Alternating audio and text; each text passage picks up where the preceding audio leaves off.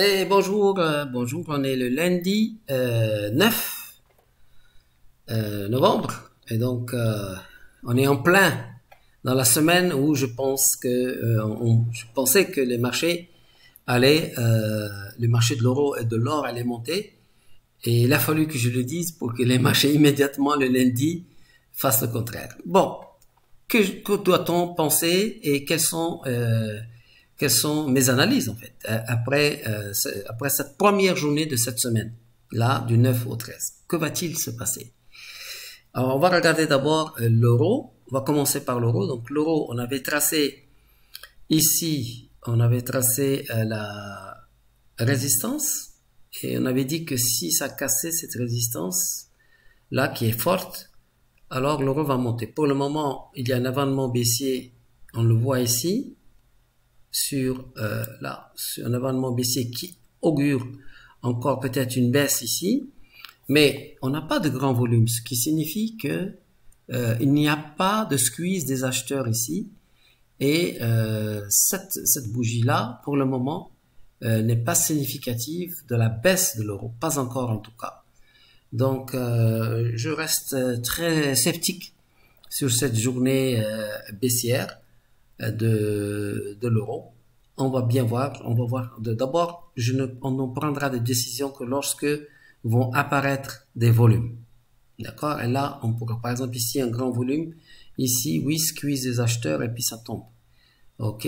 Alors, là aussi également, squeeze des acheteurs, ça tombe. Alors, pour le moment, on attend toujours, on reste dans l'attente. Je pense que cette semaine, elle pourrait être, je pense toujours que la semaine pourrait être haussière, mais on doit attendre. Moi, je pense que ce qui se passe ici, les grosses mains sont en train d'accumuler des achats ici sur l'euro pour ensuite catapulter et monter. Mais je peux évidemment avoir tort. Sur l'or, alors l'or, il est allé en ligne droite directement là où on lui avait donné rendez-vous. On avait tracé ce support hier, mais je m'attendais pas du tout à ce qu'il vienne rejoindre ce support en une seule ligne droite, en une seule journée. Hein, plus de 100 $ de perte, c'est énorme. On va voir si on a eu un signal Berkhet impulsion ou Berkhet squeeze. Est-ce qu'on aurait pu tirer profit de cet écroulement du marché de l'or ou pas? On va le voir ici. Alors, immédiatement, on voit ici en 15 minutes que effectivement, on a une accalmie sur les prix, puis une grande bougie qui vient casser cette accalmie. Et on a également une accalmie sur le volume et on a une accélération que tout le monde sait ici, tous ceux qui ont suivi ma formation savent qu'ici c'est un signal très très très fort de vente sur l'or. Même si moi j'aime pas vendre l'or, mais quand on a un signal très puissant, là il n'y a pas de doute. J'espère que tout le monde est conscient qu'il n'y a aucun doute que là c'est vraiment easy money, que l'or, il nous a dit allez faites votre belle journée de vente sur l'or. Et c'est une journée à 15 000 $ de gain quand même. C'est rare de perdre 100 $ en ligne droite comme ça sur l'or. Et puis le VWAP, il nous laisse entièrement dans la position. Vous voyez ici quelque chose d'intéressant. C'est que vous voyez ici les volumes sont baissiers. Plus ça descend et moins il y a de volume. Donc moi je ne vais surtout pas m'amuser à vendre maintenant ici. Ça sert à rien. Celui qui vend ici pour essayer de faire quoi que ce soit, il a tort. Maintenant, la seule chose qui est intéressante à venir, il est maintenant presque 18 h, heure du Maroc. Il n'est pas intéressant de faire aucun trade maintenant sur l'or, mais nous devons surveiller quand même parce que si on a une belle bougie et surtout si on a un volume de l'or qui vient dépasser les 15 000 lots ici, là, à ce niveau-là, on a 15 000 lots, on peut envisager d'acheter de l'or parce que je regarde bien ici ce qui se passe ici. On a peut-être une préparation pour aller chercher les 2000, 2100, 2200.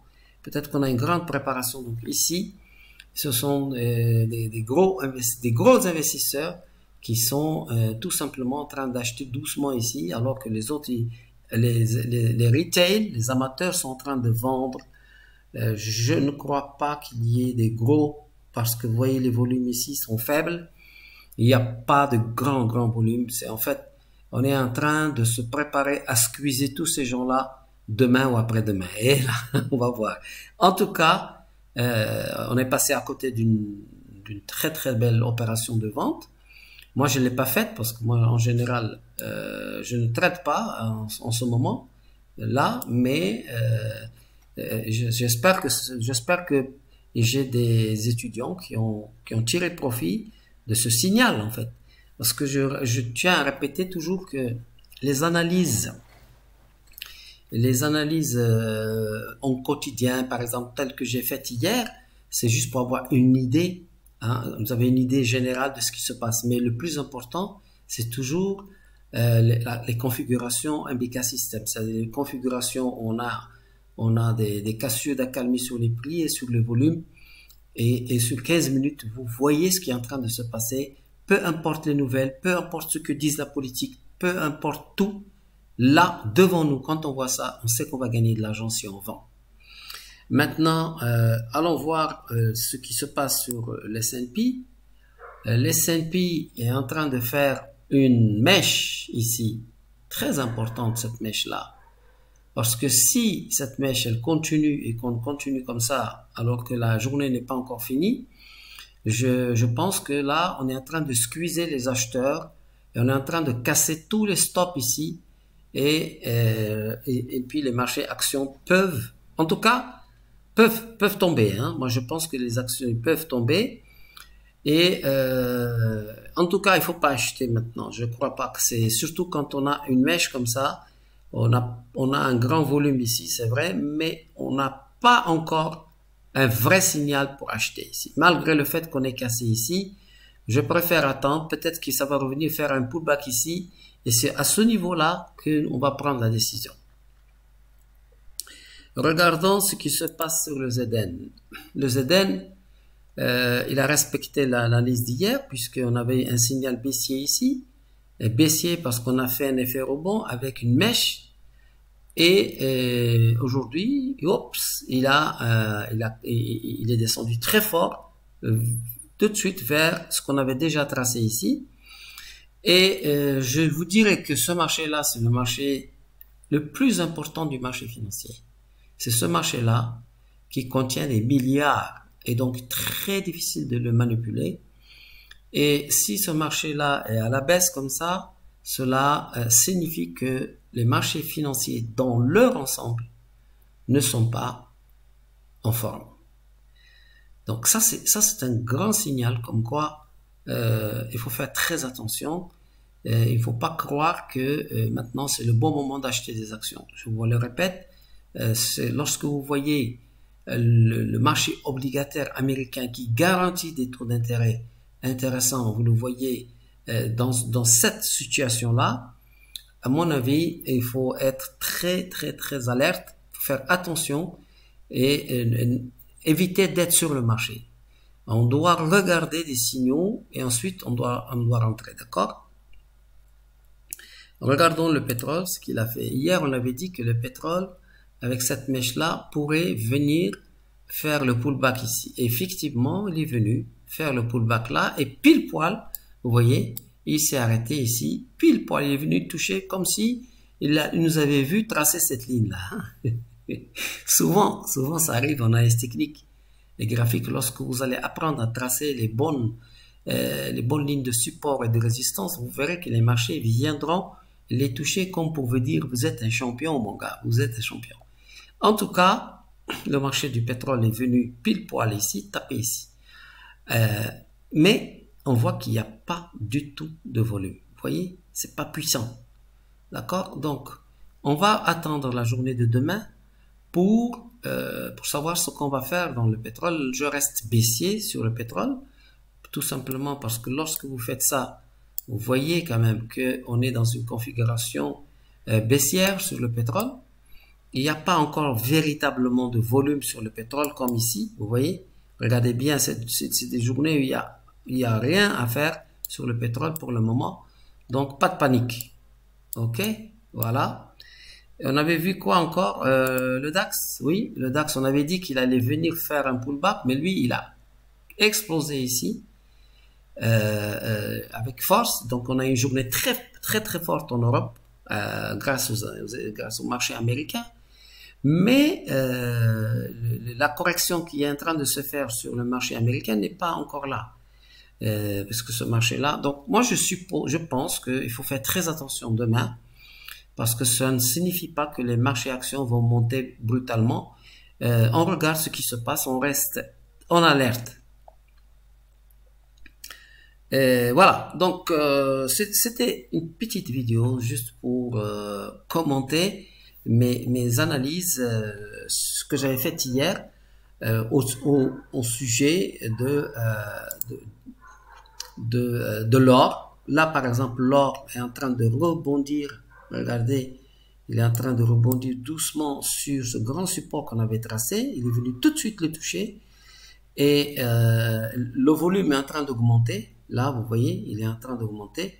Donc, il est à attention, pourrait avoir squeezé tous ces gens-là.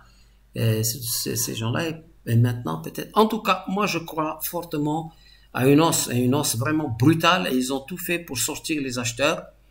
Et puis tout d'un coup, parce que ça, d'après moi, ce sont des gros bras qui sont en train d'acheter doucement, et même là, ici, ils achètent. Et comme on l'a vu tout à l'heure, ici, il n'y a pas, attention, on vient d'avoir le blanc ici. Attention, on vient d'avoir le blanc ici, ça veut dire, il y a un rééquilibrage sur le carnet d'ordre sur l'or. Attention, si maintenant on a du volume, un peu plus que 15 000 lots sur l'achat ici, je ne vais pas vous gronder si vous achetez un marché alors qu'on est en fin de journée. Bon, en tout cas, c'est un plaisir toujours de partager avec vous les analyses, comment les marchés font. J'espère pouvoir vous accompagner cette semaine sur tous ces marchés-là. Je vais essayer de laisser tout ce qu'on a tracé ici, on va le laisser pour que vous puissiez avoir une idée de ce qu'il faut faire cette semaine, et j'espère que ça va vous aider à bien réussir les tests, et surtout pour ceux qui gèrent maintenant de l'argent vrai de OneUp et de Lilou, on va essayer de vous donner de très bons signaux. Je vais m'organiser, j'attends d'être chez moi pour pouvoir avoir la fibre optique qui est là. Je vais pouvoir faire du live sur les marchés pour pouvoir vous guider, vous dire s'il faut rentrer, il faut pas rentrer en temps réel. Comme ça, vous allez remplir votre sacoche. OK? Bon, en tout cas, c'est clair pour tout le monde que les vendeurs, il n'y en a plus tellement. Maintenant, on attend un grand volume haussier ici. Et là, l'or est en train de vouloir monter. On va voir comment ça va se goupiller, mais au niveau technique et analyse du marché du volume, il n'y a plus grand monde ici. Il n'y a pas vraiment des grands loups qui sont en train de vendre à découvert le marché de l'or. Pour le moment, cette baisse est due à des prises de profit. On y sont sortis sur le marché. D'accord? Voilà. Je vous remercie pour votre attention. Et puis, on se dit à demain, mardi, pour voir ce qui va se passer.